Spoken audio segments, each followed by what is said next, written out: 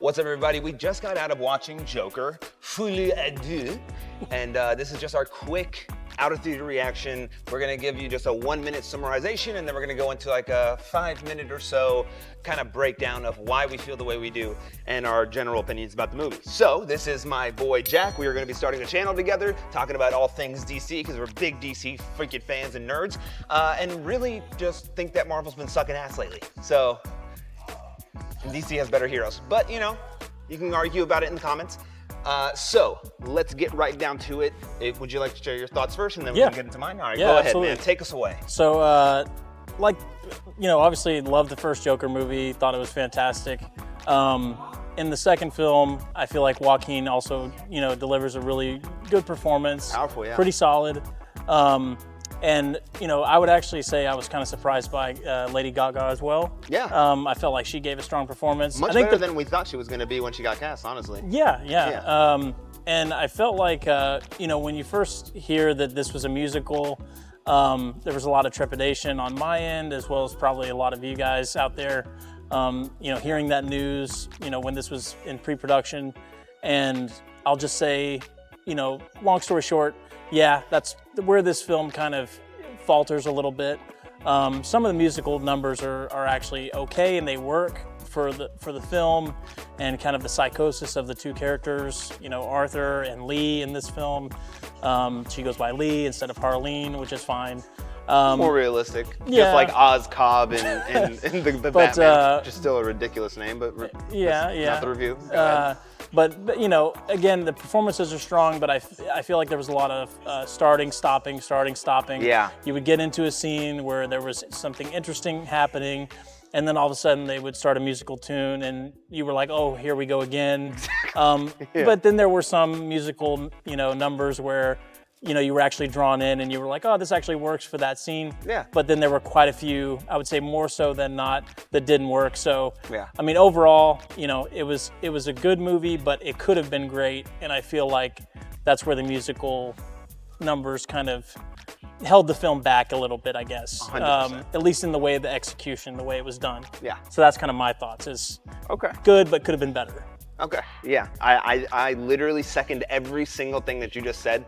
Phoenix was great, especially as Joker. As Arthur Fleck, he was very vulnerable, and you could see that he's not really this character that he wants to be all the time, right? Like, the Joker's who he really is, even though he's trying to, in this movie, he's at odds with himself, trying to figure out, is he Arthur or is he Joker? He has doctors telling him that he has a split personality disorder, and we are really trying to figure out as the audience, at the same time as Arthur, like, is that true?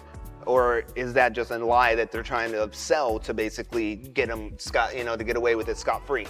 The musical numbers got on my last goddamn nerve. I literally was looking at Jack on numerous occasions where I was fed up, because it felt very disjointed, and there were so many moments where it was building momentum and I was getting really excited. I was like, dude, yeah, now it's getting interesting. And I shit you not, they would start singing in the middle of like a tense scene, and it would completely throw off the momentum for me. Yep. You know, and it was, the songs would drag on too long, right? Like, let's just just to paint some symmetry, right? Lion King, Disney movies in general, right? Their musical numbers are good. Why? Because they never exceed a certain amount of time. Yep. You know what I mean? These you felt the length of them, right? And once again, they were disjointed, and they were just kind of like shoehorned into places where it's like there was no reason to put that there. You were finally building momentum, and now you just lost it all, and now I don't give a shit. Exactly. You know? And yeah, and that's, I think, you know, going into this movie, knowing that was going to be there kind of helped out a little bit. Yeah. But it still hit a certain way whenever you actually get into it and the musical numbers start playing. You know, but then again, towards the end of the film, you kind of get used to them, but they get better too, like, you know, because they start making more sense. Exactly. Yeah. But like Rashad was saying, it's like, you know, it's just the execution and the timing. You would feel like, you know, there'd be a good 10 to 15 minute scene, maybe even less than that, but a good chunk of film where you felt like you were going somewhere. You're like, oh man, this kind of feels like Joker 1. Exactly. And we're building momentum, we're getting somewhere with these characters. And then then we would get thrown into another musical number. So Like, yeah, and it's so funny because when you're watching the movie, you see the winning formula. Like, okay, yeah, this is what made the first movie so magnetic and why so many people fucking loved it, right? You see that riddled throughout this film, and then they would fumble the bag. Yep. Which made no sense because Yep. it's like, it almost feels like whoever was writing it, you said something about like someone was high as shit when they're writing the script. Like, yeah, someone just like, I want to make this a musical. And they just started being like, okay, I guess right here would be a good place. No, that's not a good place for a musical yeah, number. it's kind of like Joker, the first Joker, whenever they took like things from Taxi Driver and Yeah. some of these other films, you know, like cult classics, things like that. Yeah, And they- cinematography was incredible. Yeah. Some Yeah. of the things from the first movie kind of carried over to the second movie. Cinematography definitely being one of them. Music was still awesome The as actual far as score. like the actual score. Yeah. From Hildur, I don't know, I forget her last name, how to pronounce it, but But it's really good. But it's a really good score. I looked at him somewhere in like the middle, towards the end of the movie, and I looked at him and I was like, you know, whenever it's actually sticking to like the first Joker kind of vibe, it feels like this is a Joker that would belong amongst the Penguin and the Batman in the Batman universe.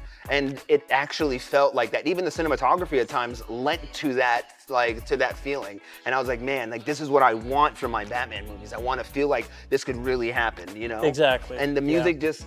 So I mean, okay, yeah. So what is your conclusion when it comes to this? And then give me a score. Yeah. Give me a rating.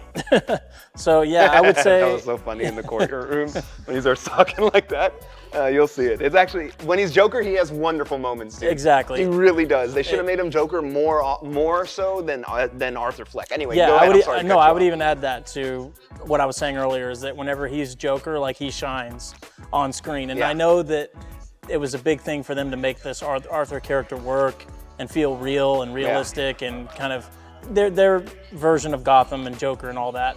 But he definitely shines as the Joker in the courtroom scenes for sure. But yeah, overall thoughts is good, but it could have been better. They definitely have some strong moments in this film that kind of bring you back to how you felt watching the original Joker. Yeah. And it's kind of what made that first Joker work, but then you get frustrated because you're thrown into these scenes that kind of don't work sometimes, and you're like, man, you're really frustrated because you love this world, you love these characters, and the way it was done in the first film worked. This time, it works Not so sometimes, much. but overall, not so much. So if I had to give it like a score out of 10, I'd give it like a 6 out of 10. You know, more than half of it worked, but there were definitely some things they could have improved upon, done differently. So that would kind of be my score. Okay. What would yours be? I am standing solid at a 6 as well. Yep. Yeah, I'm standing solid at a 6. Once again, I literally second everything he says. This is exactly why we're going to do a channel together, because him and I have been friends for many years, and we always seem to see eye to eye on everything DC and comic books in general. But yeah, like when they just made it a regular movie that was not a musical, I swear to you, it worked more often than not. And we both are reiterating that to you guys. But when the musical numbers hit, they just feel very abrupt. Like a scene will end abruptly and a musical number will start. And the musical number will have nothing to do with the scene sometimes, or it's almost like a metaphor for what's going on in that moment. And I understand what they were going for, but when it came to the execution, it faltered. It didn't hit for me. There were a couple of times it did, and you guys will know, I feel like you guys will know it, because there were like 2 that were like, wow, this is a great musical number. Yep. And one of them is for one of the original songs, I think. It's like The Joker Is Me. That was Yeah, the one in the courtroom. Yeah, and that one hit for me. I like that one a lot. But once again, when it stuck to just being a Joker movie first, it landed. And I really wish that he was Joker more often than he was Arthur Fleck, and not in a musical way, because that was extremely annoying.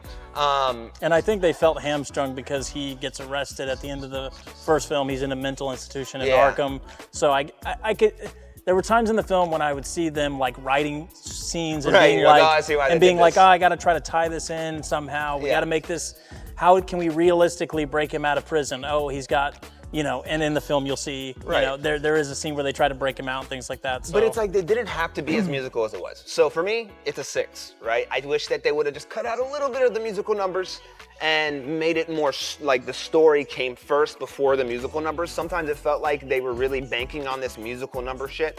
But that's not to say, listen, Joaquin Phoenix, excellent performance. Oh, yeah. Okay. Yeah. A lot of the guards and a lot of the side characters, they really came in, and you felt like these are real people in this universe.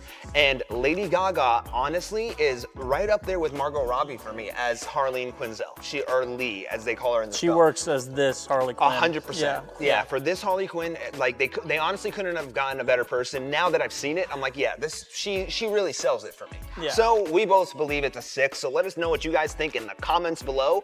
Let us know if you like it, if you didn't like it, if you thought it was dog shit, or if you think this is movie of the year, which I highly fucking doubt. But if you do, you know what I'm saying? All film is subjective. We love Man of Steel. Most people don't. We love Batman vs Superman. What? Batman vs Superman. Most people don't. So all film is subjective. So just let us know. Jesus Christ, dude. Let us know what you guys think in the comments below. If you guys loved it, hated it, thought it was dog shit, or you think this is movie of the year, which I highly doubt you will, but hey, who knows? All film is subjective. We loved Man of Steel and BVS, and you guys probably didn't because most people don't, which I don't get, but hey, that's fine, you know, to each their own. So yeah, let us know. We are going to be starting a new channel, so be sure to follow the link below and follow that channel, and we will be with you guys next time that we go see another DC movie, which is probably going to be for a while. You know what? Honestly, we'll probably make a video for Creature Commandos. Yeah, for the TV series. Yeah, and then when the Penguin wraps, we'll do a series review rather than episodic reviews. Like, you know what I mean? So yeah. So anyway, we're signing off. We're out of here. It's late, and I really want to go take a nap. So all right. Honestly, I think I have to do the beginning again because it was like this. Oh shit. And I don't remember what I said, but it was really good. It was a really good opening, wasn't it? I don't know. I don't remember what I said though. Fuck it. I don't know.